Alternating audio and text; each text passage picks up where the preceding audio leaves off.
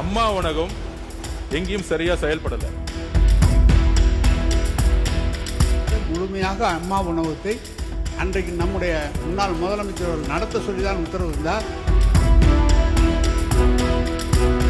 ஆனால் கடந்த திமுக ஆட்சியில் நான் பல முறை பேசும்போது சொல்லியிருக்கிறேன், திமுக ஆட்சியில் அவங்க அம்மா உணவகத்தை சரியா பண்ணலைங்கிறது நான் ரெக்கார்டு பண்ணியிருக்கிறேன். அது மட்டும் இல்லை, கடந்த ஆட்சியில் அம்மாவுடைய உணவகம் அம்மா உணவகம் பெயரளவுக்கு பேப்பர்ல தான் இருந்துச்சு.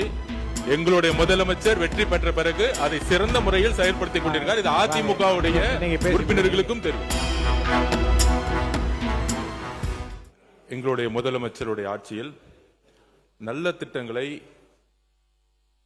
அது திமுகவோ அதிமுகவோ ஆட்சியில் ஏற்படுத்த திட்டங்களை, நல்ல திட்டங்களை வரவேற்று அதை அப்டேட் செஞ்சிட்டு இருக்கார். நம்பர் 1 வந்த உடனே அதுக்கு ஒரு சிறந்த எடுத்துக்காட்டு அம்மா உணவகம். அம்மா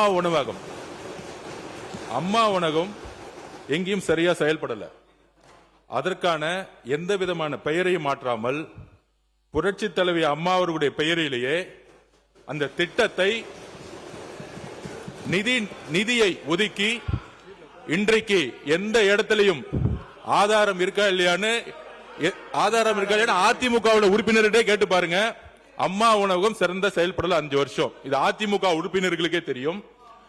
அந்த திட்டத்தை நிதியை ஒதுக்கி இன்றைக்கு ஒவ்வொரு தெருவிலையும் அம்மா உணவகம் சிறப்பா செயல்பட்டு இருக்கு. அதுதான் எங்களுடைய முதலமைச்சர். உறுப்பினர் மாண்பு பேரவைத் தலைவர் அவர்களே, அம்மா உணவகம் என்பது அவங்களுடைய ஆட்சியிலே, அதிமுக ஆட்சியிலே அவர்கள் கொண்டு வந்தது. திமுக ஆட்சி வந்த பிறகு நம்முடைய அன்றைக்கு இருந்த முதலமைச்சர், முன்னாள் முதலமைச்சர் அவர்கள் அதை தொடர்ந்து நடத்த வேண்டும் என்றுதான் உத்தரவிட்டு தொடர்ந்து நடைபெற்றது. அதில் பணியாற்றுகிறவர் அனைத்து பேருமே தற்காலிக பணியாளர்களாக தான் இருந்தார்கள். அவர்கள் போட்ட பணியாளர்களை கூட நீக்கவில்லை. அதிமுக ஆட்சியில் யார் பணியாளர்கள் நியமிக்கப்பட்டார்களோ அதே பணியாளர்களை வைத்து அதே போலதான் நடைபெற்றது.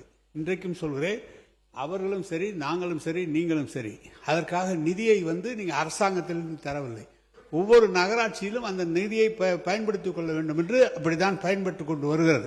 நீங்கள் சொல்வது போல அதெல்லாம் எல்லா இடத்திலும் அவர்கள் ஆரம்பித்தது முழுமையாக அம்மா உணவகத்தை அன்றைக்கு நம்முடைய முன்னாள் முதலமைச்சர் அவர்கள் நடத்த சொல்லிதான் உத்தரவு இருந்தார். ஏன் இந்த விளக்கத்தை சொல்கிறேன் என்றால், துறையினுடைய அமைச்சர் என்ற காரணத்தால் இந்த விளக்கத்தை சொல்கிறேன். உறுப்பினர் வேலுமணி அவர்கள். மாண்புமிகு பேரவைத் தலைவர் அவர்களே, அம்மா உணவகம் என்பது புரட்சித் தலைவி அம்மா அவர்கள் கொண்டு வந்து அற்புதமான திட்டம்.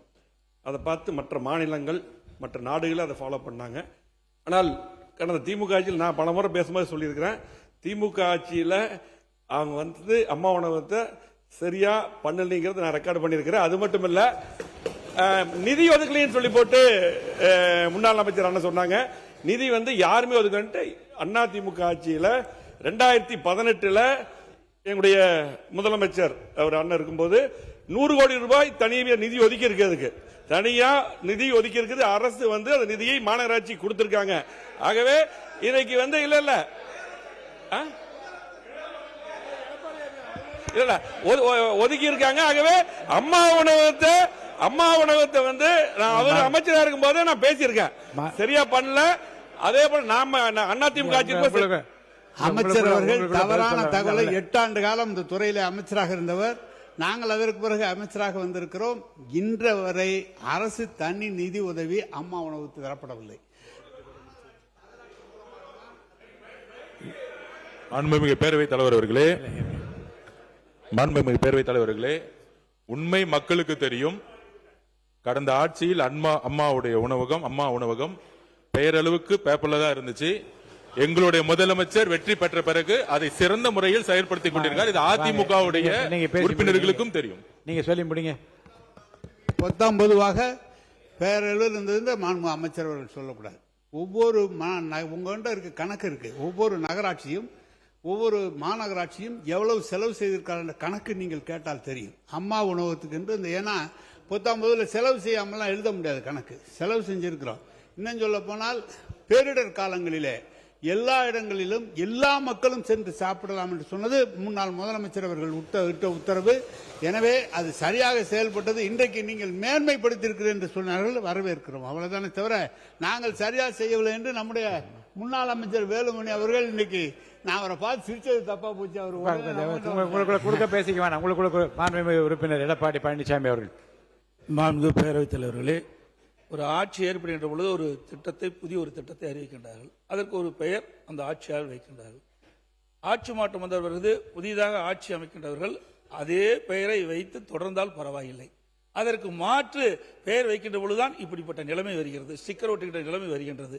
ஏற்கனவே இருந்த அரசாங்கம் ஒரு திட்டத்தை அறிவித்து அதுக்கு பெயர் சூட்டிக்க, அதே பெயர் தொடர்ந்தால் இந்த பிரச்சனை வராது.